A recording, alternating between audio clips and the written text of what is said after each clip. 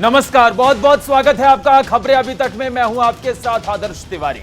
वक्त 1 मिनट पूरी रिपोर्ट का हो चला है। इस स्पेशल बुलेटिन में हम आपको खबर फटाफट अंदाज में बताएंगे, खबर विस्तार से भी बताएंगे।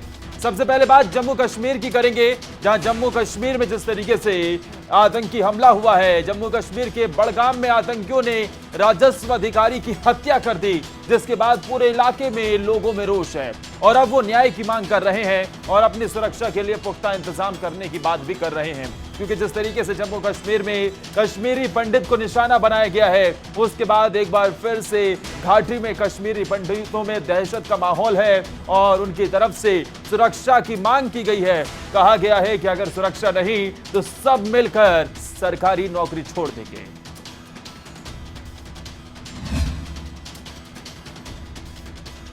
जम्मू कश्मीर में एक बार फिर आतंकियों की दहशत नजर आई है। यहाँ बुड़गाम में आतंकियों ने तहसील कार्यालय के अंदर घुसकर राजस्व अधिकारी राहुल भट्ट की हत्या कर दी। आतंकियों ने उन्हें गोली मारकर घायल कर दिया था। अस्पताल में इलाज के दौरान राहुल भट्ट ने दम तोड़ दिया। इस हमले की जिम्मेदारी आतंकी संगठन कश्मीर टाइगर्स ने ली है। राहुल भट्ट की हत्या के बाद क्षेत्र के लोग आक्रोश में हैं, जिसके चलते लोगों ने श्रीनगर हाईवे जाम कर दिया। लोग सड़क पर बैठकर प्रदर्शन कर रहे हैं और न्याय की मांग कर रहे हैं। कश्मीरी पंडितों की सुरक्षा की गारंटी मांगी जा रही है। वहीं ये प्रदर्शन उग्र न हो, इसके लिए पुलिस भी मौके पर मौजूद दिखी, लेकिन लोग फिर भी सड़क से हटे नहीं। बहरहाल राहुल भट्ट की हत्या के बाद एक बार फिर से कश्मीरी पंडितों की सुरक्षा का मुद्दा गर्मा गया है। कश्मीरी पंडित अपनी सुरक्षा के लिए चिंतित हैं। जब तक इनका गजवाए हिंद ये नारा इनका खत्म नहीं होगा, तब तक कश्मीरी हिंदुओं को वापस कश्मीर नहीं जाना चाहिए। गन देना चाहिए ताकि वो कश्मीरी मुसलमान जो भी आतंकवादी फैला रहे हैं उनका मुकाबला कर पाए।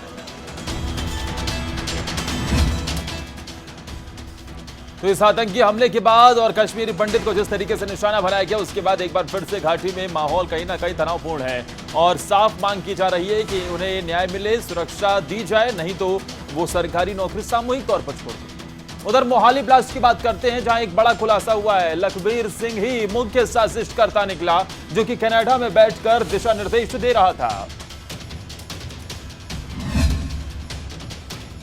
मोहाली हमले को लेकर एक बड़ा खुलासा हुआ है। ये खुलासा किसी और नहीं बल्कि पंजाब पुलिस की ओर से किया गया है। बब्बर खालसा इंटरनेशनल का ही मोहाली हमले में हाथ था। ये खुलासा पंजाब के डीजीपी बीके वावरा ने शुक्रवार को चंडीगढ़ में हुई प्रेस कॉन्फ्रेंस के दौरान किया। डीजीपी ने बताया कि 2017 में कनाडा में शिफ्ट हुआ लखबीर सिंह इसका मुख्य साजिशकर्ता है। वहीं जगदीप सिंह कंग आतंकियों का लोकल कॉन्टेक्ट करने वाला आरोपी था। डीजीपी ने बताया कि मोहाली हमले में अब तक 6 आरोपियों को गिरफ्तार किया जा चुका है। इनमें 3 तरन के रहने वाले हैं, लेकिन जो खुलासा इस मामले में अब हुआ है उससे बहुत कुछ निकल कर अब सामने आ चुका है। ही इन्हों एक आरपीजी एक लोकेशन ते इनू दस्या सीगा लांडा ने उत्थों रिट्रीव करके इन बंदियां नू दित्ती, जो कि आरपीजी बाद दे विच बरामद हुई है इंसीडेंट के बाद। आपको बता दें कि मोहाली हमले को लेकर लगातार पुलिस और जांच एजेंसियां जांच में जुटी हुई थी और आरोपियों तक पहुंच बनाने की कोशिश में थी। अब इस मामले को लेकर पंजाब पुलिस की तरफ से ये बड़ा खुलासा हुआ। इसे एक बड़ी कामयाबी के तौर पर देखा जा रहा है। अब इन पकड़े गए आरोपियों से पूछताछ में कई और खुलासे होने की उम्मीद है। मोहाली हमले में जिस तरीके से मुख्य साजिशकर्ता को लेकर ये बड़ा खुलासा किया गया, अब देखने वाली बात की होगी कि और क्या खुलासे इसमें होते हैं। उधर अब बात करते हैं उदयपुर में कांग्रेस के चिंतन शिविर की, जिसको कांग्रेस के अध्यक्ष सोनिया गांधी ने यह कहा है कि बीजेपी और आरएसएस की नीतियों के कारण देश जिन चुनौतियों का सामना कर रहा है उस पर विचार करने के लिए यह शिविर एक बहुत अच्छा अवसर है। उदयपुर में कांग्रेस के चिंतन शिविर का आगाज हो चुका है। चिंतन शिविर में सोनिया गांधी ने कहा कि ऐसा माहौल पैदा किया गया है कि लोग लगातार डर और असुरक्षा के भाव में रहते नजर आ रहे हैं। अल्पसंख्यकों को शातिर तरीके से क्रूरता के साथ निशाना बनाया जा रहा है। अल्पसंख्यक हमारे समाज का अभिन्न अंग है और हमारे देश के समान नागरिक है। सोनिया गांधी ने यह भी कहा कि किसानों के खिलाफ जो काले कानून लाए गए, कांग्रेस ने संसद और संसद के बाहर किसानों के हक में जमकर लड़ाई लड़ी। सोनिया गांधी ने आरोप लगाते हुए कहा कि कांग्रेस पार्टी ने देश में जो सार्वजनिक उपक्रम खड़े किए थे उन्हें बेचा जा रहा है। इसके अलावा उन्होंने कहा कि देश में बड़ी संख्या में बेरोजगारी बढ़ी है। यूपीए सरकार के मनरेगा और फूड सिक्योरिटी एक्ट को कमजोर किया जा रहा है। लोगों को हमसे बहुत उम्मीद है, उससे हम अनजान नहीं हैं। हम जब चिंतन शिविर से निकलेंगे तो एक नए आत्मविश्वास के साथ, नए संकल्प के साथ जनता के बीच जाएंगे।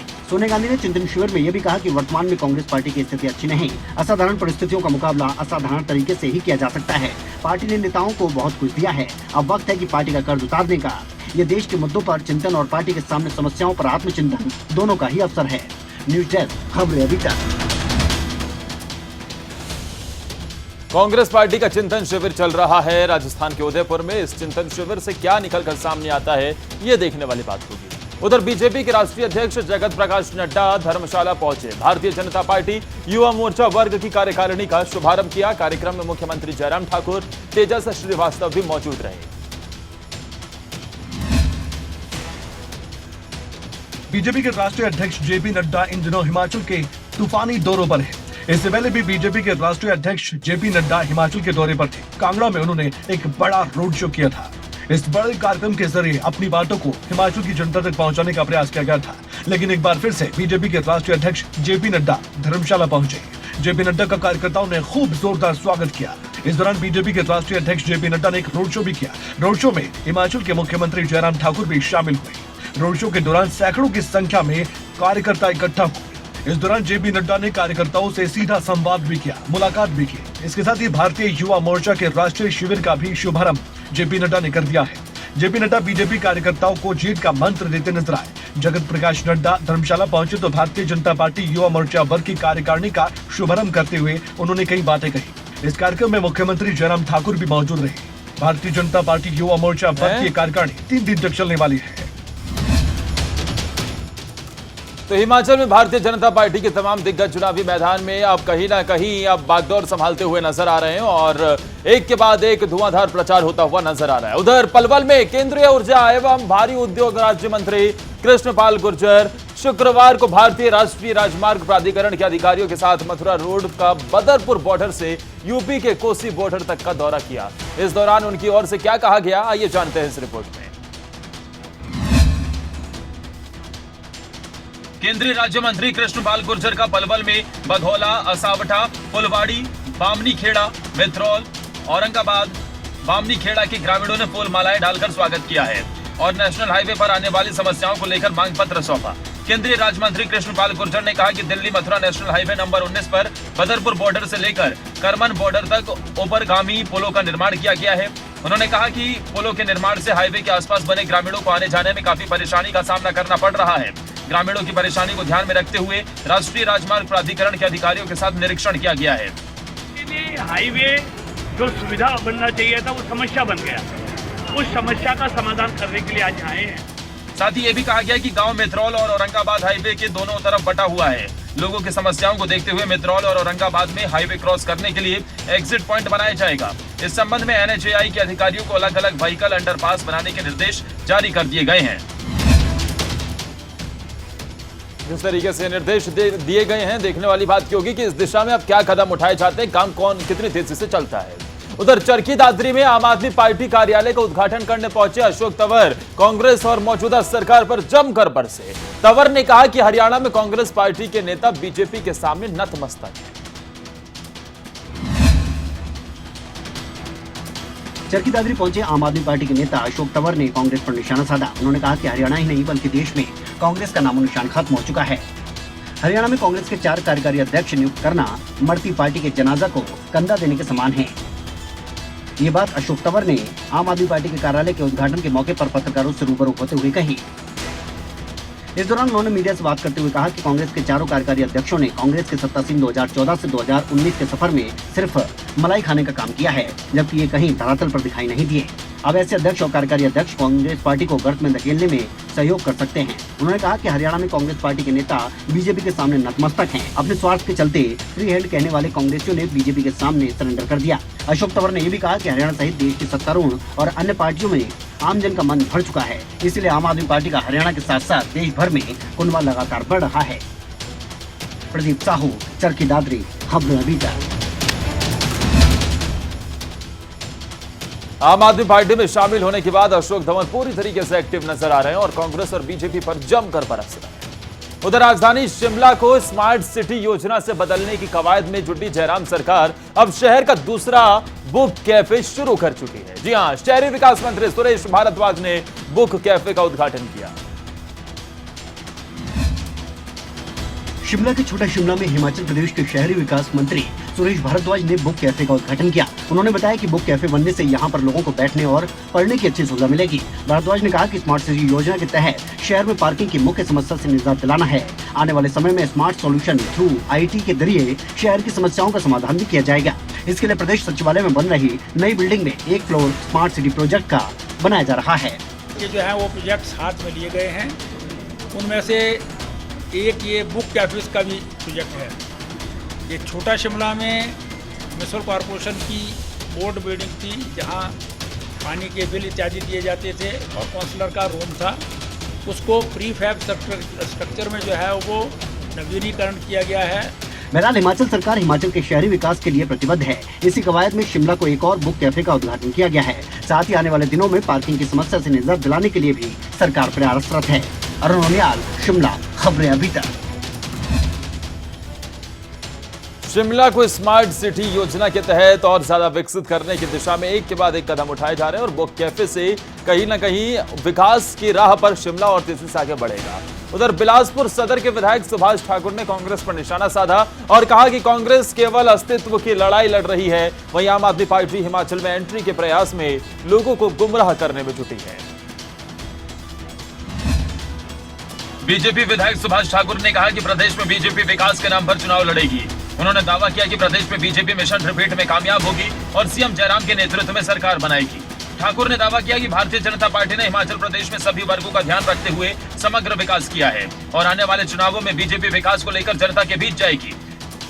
सुभाष ठाकुर ने कहा, कांग्रेस के नेता लोगों को झूठ बोलकर मूर्ख बनाते थे, लेकिन अब भारतीय जनता पार्टी ने विकास के नाम पर लोगों के मध्य अपना रिपोर्ट कार्ड देने के माध्यम से जाना शुरू किया है, जिसमें राजनीति की संस्कृति बदली है। सुभाष ठाकुर ने कांग्रेस पर वार किया और कहा कि कांग्रेस अपने बचाव की लड़ाई लड़ रही है और आम आदमी पार्टी अपनी एंट्री की लड़ाई लड़ रही है, लेकिन भारतीय जनता पार्टी लोगों के विकास के लिए प्रतिबद्ध है। उन्होंने कहा कि बीजेपी ने गुंडागर्दी को खत्म किया। जाहिर है, आगामी विधानसभा चुनाव को लेकर सभी दलों के जीत के दावे हैं। बीजेपी भी चुनावी मोड़ पर है। बीजेपी के तमाम नेता मिशन रिपीट का दम भर रहे हैं। हालांकि मिशन रिपीट कामयाब होता है या फिर नहीं, ये चुनाव के बाद साफ हो जाएगा। आम आदमी पार्टी और कांग्रेस पार्टी दोनों पर निशाना साधा गया है। लगातार सबकी तरफ से जीत के दावे हो रहे हैं क्योंकि हिमाचल में साल के आखिर में चुनाव है। नारनौल पुलिस और सीआईए स्टाफ जब 4 लोगों को अटेली से गिरफ्तार किया गया तो इन लोगों से हथियार बरामद किया गया। ये किसी बड़ी घटना को अंजाम देने की फिराक में थे।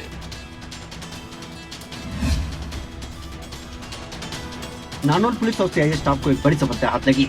पुलिस ने 4 लोगों को अटेली के नजदीक से गिरफ्तार किया। उनसे 10 हथियार, जिनमें 2 पिस्टल और 8 देसी कट्टे भी बरामद किए गए। मामले की जानकारी देते हुए पुलिस अधीक्षक विक्रांत भूषण ने पत्रकारों को बताया कि पुलिस को सूचना मिली थी कि अटेली के निकट एक पुल पर 4 लोग किसी घटना को अंजाम देने के लिए रुके हैं। इसी पर नारनौल पुलिस और सीआईए स्टाफ ने 4 लोगों को गिरफ्तार किया। इनसे ये हथियार बरामद किए गए। पुलिस ने बताया कि पूछताछ के दौरान ये बात सामने आई कि इन सभी लोगों पर पहले भी मामले दर्ज हैं और 8 मई को नारनौल रेवाड़ी के बीच काटुवास राजस्थान सीमा से बने टोल पर हुई फायरिंग और ताबड़तोड़ में इन्हीं लोगों का हाथ था। पकड़े गए 4 आरोपी नारनौल के साथ लगते अटेली क्षेत्र के ही रहने वाले हैं। हाल ही में हरियाणा में आतंकी घटना को ध्यान में रखते हुए जिला पुलिस अधीक्षक विक्रांत भूषण ने आम लोगों से अपील की कि अगर किसी व्यक्ति को सार्वजनिक स्थान पर कोई वस्तु पड़ी मिले तो उसे न छुएं, तुरंत पुलिस कंट्रोल या पीसीआर को सूचना दें, जिससे कि किसी अप्रिय घटना से बचा जा सके। राजेश सैनी, नारनौल, खबरें अभी तक।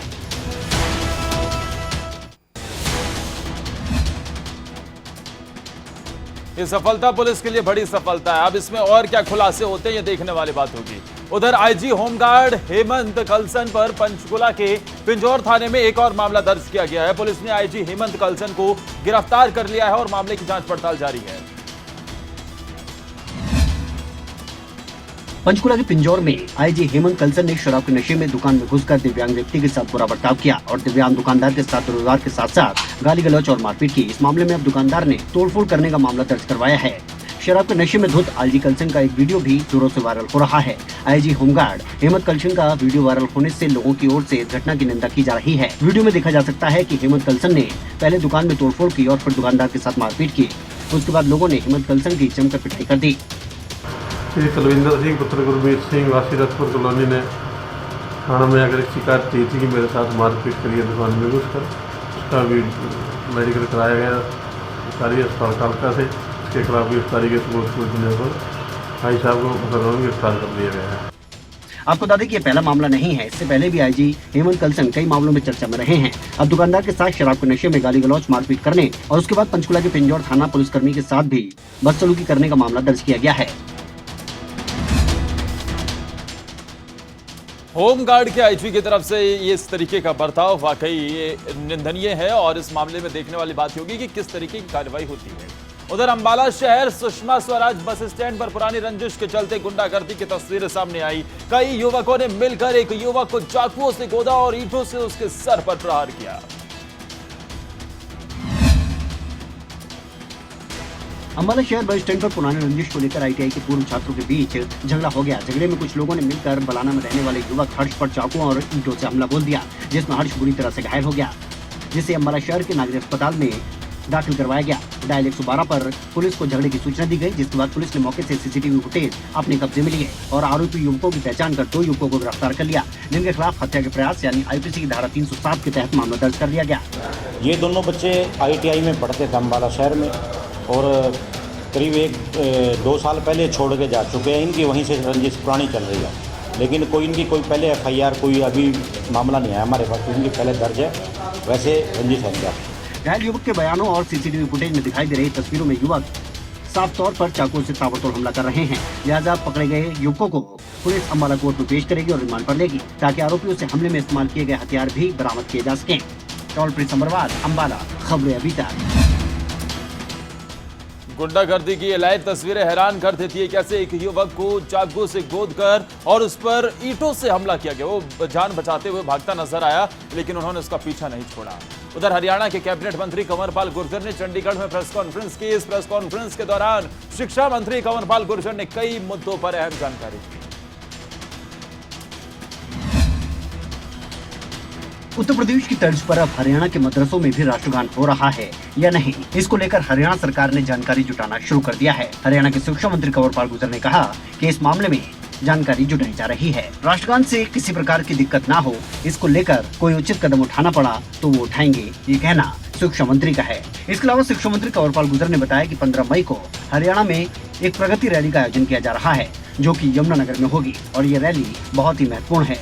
पिछली बार की जो घोषणा है वो एक हल्के की 1000 करोड़ से भी ज़्यादा की है मेरी, और सारी अगर मिलाएं तो लगभग 4000 करोड़ के आसपास की घोषणाएं उसमें हुई थी।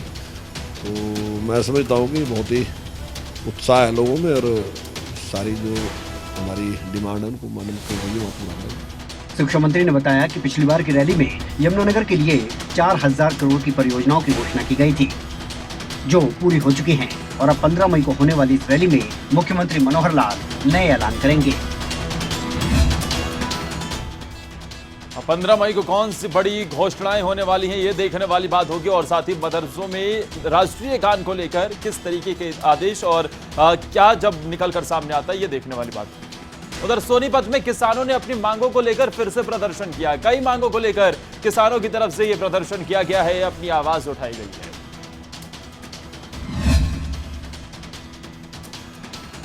सोनीपत के लघु सचिवालय के सामने सैकड़ों की संख्या में किसान इकट्ठा हुए और अपनी मांगों को लेकर प्रदर्शन किया। किसानों की मांग है कि इस बार गेहूं की पैदावार कम हुई है तो उन्हें 500 रुपए बोनस दिया जाए, साथ ही केसीसी का ब्याज भी माफ किया जाए। इसके अलावा उन्होंने एक और मांग उठाई। उन्होंने कहा कि सरकार की तरफ से जो सड़कें बनाई जा रही हैं, उसकी वजह से नहरी पानी उनके खेतों तक नहीं पहुंच पा रहा, जिसकी वजह से किसानों को काफी परेशानियों का सामना करना पड़ रहा है। किसानों ने इसी समस्या के समाधान को लेकर ये प्रदर्शन किया। इसके अलावा किसानों की मांग है कि किसान आंदोलन के दौरान जो केस दर्ज किए गए थे उन्हें भी वापस लिया जाए। फिलहाल देखना यह होगा कि सरकार की तरफ से किसानों की मांगों को लेकर क्या रुख अपनाया जाता है। ये किसानों का प्रदर्शन है और जिले के तमाम गांवों के किसान इसमें शामिल हुए हैं। जो हमारी प्रमुख मांगे हैं, पहली मांग तो ये है कि अब की बार गेहूं की पैदावार बहुत कम है, तो किसानों को 500 रुपया प्रति क्विंटल कम से कम बोनस दिया जाए। दूसरी बात है कि अब की बार जब पैदावार कम हुई है तो किसानों की आमदनी अपने आप कम होगी, तो इसलिए जो केसीसी का ब्याज है वो माफ़ किया जाए। किसानों की मांग है और इसी को लेकर एक बार फिर से वो सड़कों पर है, लेकिन इस पर क्या रुख अपनाया जाता है ये वक्त बताएगा। उधर फरीदाबाद से हैरान कर देने वाला मामला सामने आया है। आरोप है कि एक नशेड़ी बेटे ने अपने ही माता पिता की बेरहमी से हत्या कर दी। यूं तो हरियाणा में लगातार वारदातों का ग्राफ बढ़ता जा रहा है। पुलिस के लिए वारदातें एक चुनौती बन चुकी है, लेकिन कुछ वारदातें ऐसी होती हैं जिस पर पुलिस का या कानून का कोई बस भी नहीं है। जी हाँ, ऐसी एक वारदात फरीदाबाद से सामने आई है। ये वारदात सुनकर आप हैरान रह जाएंगे, आपको अपने कानों पर भी यकीन नहीं होगा। दरअसल फरीदाबाद में एक कलयुगी बेटे ने अपने ही माता पिता की बेरहमी से हत्या कर दी है। जानकारी है कि बेटा नशेड़ी था। ये युवक नशे खूब क्या करता था और किसी की एक ना सुनता था। नशे के आदि युवक ने अपने बुजुर्ग माता पिता की कैंची मारकर बेरहमी से हत्या की है। हालत में आया था, अपने माँ बापों से पहले लड़ाई झगड़ा करा था और गेट के तीनों गेटों में ताला लगा के जब बड़ी बेरहमी के साथ कैंची के साथ उसने माँ बापों की हत्या करी है। फिलहाल पुलिस मामले की जांच कर रही है। इस पूरे मामले में देखना होगा कि आरोपी बेटे के खिलाफ किस तरह की कार्रवाई पुलिस करती है, क्योंकि सीधा सीधा हत्या का ही मामला है। नशे की ऐसी लत कि इसके चक्कर में अपने माँ बाप को ही मौत के घाट उतार दिया। अब क्या कार्रवाई होती है ये देखने वाली बात होगी। उधर लिव इन रिलेशनशिप टूटने से प्रेमी इतना नाराज हुआ कि अपने प्रेमिका पर जानलेवा हमला कर दिया। घटना बहादुरगढ़ की है। आखिर आरोपी ने ऐसा क्यों किया, दिखाते हैं आपको 1 मिनट में पूरी रिपोर्ट। बहादुरगढ़ में लिव इन रिलेशनशिप टूटने से नाराज एक प्रेमी ने अपनी ही प्रेमिका पर बर्फ तोड़ने वाले सुए से ताबड़तोड़ हमले कर दिए। इस हमले में प्रेमिका गंभीर रूप से घायल है, जिसे बहादुरगढ़ के एक अस्पताल में भर्ती करवाया गया है। मामला बहादुरगढ़ के मेन बाजार का बताया गया है। यहाँ राजबाला नाम की एक महिला ब्यूटी पार्लर चलाती है। देर शाम वो ब्यूटी पार्लर में काम कर रही थी। अचानक से उसका प्रेमी सोनू वहाँ पर पहुँच जाता है। ब्यूटी पार्लर के अंदर घुसकर वो एक के बाद एक हमले कर देता है। राजबाला ने अपने प्रेमी को बाहर निकालने की भरपूर कोशिश की, लेकिन वो असफल रही। सोनू नाम के आरोपी ने अपने एक दूसरे साथी के साथ मिलकर बर्फ तोड़ने वाले सुए से एक के बाद एक राजबाला पर कई वार किए थे। राजबाला के कंधे, गर्दन, छाती और पेट में आधा दर्जन से ज्यादा चोट के निशान पाए गए हैं। राजबाला को इलाज के लिए बहादुरगढ़ के ब्रह्म शक्ति संजीवनी अस्पताल में भर्ती करवाया गया था। घायल राजबाला ने आरोपी के खिलाफ सख्त से सख्त कार्रवाई करने की मांग उठाई है। वहीं पुलिस ने घायल राजबाला के बयान के आधार पर मामला दर्ज कर लिया है। लिव इन रिलेशनशिप टूटा, प्रेमी नाराज हुआ और ब्यूटी पार्लर में घुसकर अपनी ही प्रेमिका पर ताबड़तोड़ हमले कर दिए। वाकई हैरान करता है मामला। उधर सोनीपत से गुजरने वाले नेशनल हाईवे 44 पर फिर तेज रफ्तार का कहर दिखा है, जहां तेज रफ्तार ट्रक ने स्कूल बस को टक्कर मारी। सोनीपत के नेशनल हाईवे 44 पर एक बार फिर से तेज रफ्तार का कहर देखने को मिल रहा है। बहादुरगढ़ के नजदीक स्कूल के सामने ही स्कूल बस को ट्रक ने टक्कर मार दी। स्कूल बस में लगभग 30 बच्चे सवार थे, जिनकी बाल जान बची है, लेकिन हादसे में 12 बच्चे घायल हो गए, जिनमें से 6 की हालत गंभीर बताई गई। सभी का इलाज एक निजी अस्पताल में फिलहाल चल रहा है। वहीं घटना की सूचना मिलते ही पुलिस भी मौके पर पहुंची और ट्रक को कब्जे में लेते हुए ट्रक चालक को भी हिरासत में लिया गया है। पूछताछ फिलहाल जारी है। मैं अपने बच्चों को स्कूल छोड़ने के लिए आ रहा था। कौन के स्कूल की बस खड़ी थी, स्कूल के गेट के पास बिल्कुल हम खड़े थे और आगे बस खड़ी थी। बस से एकदम आगे से आवाज़ आई, एक ट्रक आया और ट्रक ने स्कूल की बस को टक्कर मारते हुए बस एकदम ऐसे साइड में हो गई और पीछे फिर हमारी गाड़ी की टक्कर मारी और ट्रक की स्पीड कम से कम 60-70 के आसपास होगी। फिलहाल पुलिस मामले की जांच में जुट चुकी है। अब देखना होगा कि इस हादसे में क्या ट्रक चालक की कोई लापरवाही थी या फिर ये हादसा महज एक हादसा था। ऐसे हादसों में बच्चे अपनी जान तक गंवा देते हैं। ऐसे में जरूरत है कि सावधान रहने की और सड़क पर निकलें तो पूरी सावधानी के साथ। उधर अंबाला शहर के सुषमा स्वराज बस स्टैंड पर लावारिस बैग मिलने से अफरा तफरी मच गई। पुलिस को इसकी सूचना दी गई। पुलिस टीमें अंबाला शहर के बस स्टैंड पहुंची। मौके पर बम squad, sniffer dog, fire brigade की टीम भी पहुंची। करनाल में 4 आतंकियों के गिरफ्तार होने और मोहाली में पुलिस हेडक्वार्टर में आतंकी हमले के बाद अंबाला शहर के सुषमा स्वराज बस स्टैंड पर लावारिस बैग मिलने की खबर से शहर में हड़कंप मच गया था। सुषमा स्वराज बस स्टैंड के पिछले हिस्से में एक काले रंग के लावारिस बैग की सूचना मिलते ही बस स्टैंड को खाली करवा दिया गया था। पुलिस की टीम भी मौके पर पहुंच चुकी थी। साथ ही बम निरोधक दस्ता, स्निफर डॉग, फायर ब्रिगेड और आईडी डिफ्यूजल की टीम भी पहुंची थी। और वहीं बम स्क्वाड की टीम में शामिल सब इंस्पेक्टर रघुवीर ने बताया कि बैग में नकली आईडी रखा गया था, जिसे नकली डेनोटेटर माना जा सकता है। इसे किसी की शरारत या मॉक ड्रिल भी कहा जा सकता है। वहीं डीएसपी जोगिंदर शर्मा ने बताया कि पिछले दिनों करनाल और दूसरी जगहों पर हुए आतंकी गतिविधियों के मद्देनजर हमने ये मॉक ड्रिल की थी। डीएसपी जोगिंदर शर्मा ने ये भी बताया कि मौके पर डॉग स्क्वाड, फायर ब्रिगेड और सभी संसाधन जुटाए गए थे, जिससे हमें ये मालूम हुआ कि अगर अंबाला में ऐसी कोई भी घटना घटित होती है तो हम उस स्थिति को कितनी देर तक सुलझा पाते हैं। इस तरह की मॉक ड्रिल के जरिए यह पता लगाए जाने की कोशिश होती है कि अगर कल को वाकई अगर किसी प्रकार की वहां पर घटना होती है तो कैसे उससे निपटा जाए। और इसी के साथ फिलहाल के लिए 1 मिनट पूरी रिपोर्ट में इतना ही। लगातार खबरों के लिए आप जुड़े रहिए खबरें अभी तक के साथ।